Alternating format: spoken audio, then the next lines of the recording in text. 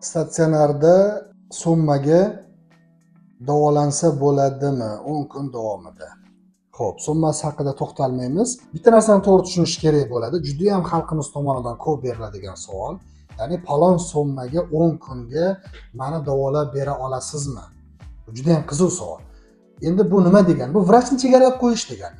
Vrachni chegaralab qo'yasiz. Ya'ni siz 10 so'mga meni davolab ber desangiz, vrach o'sha 10 so'mdan o'tolmaydi u yog'iga.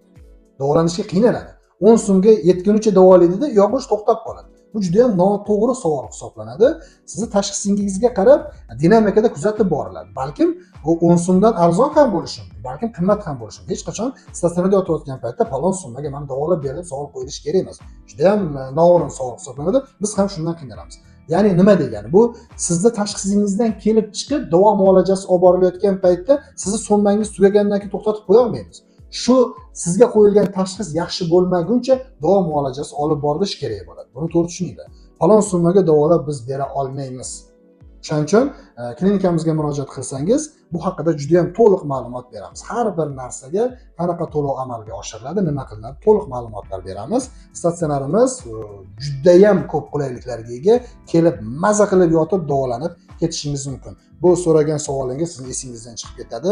Juda ham xursand bo'lib chiqib ketasiz statsionarimizda davolanib. Biz sizni statsionarimizda kutib qolamiz.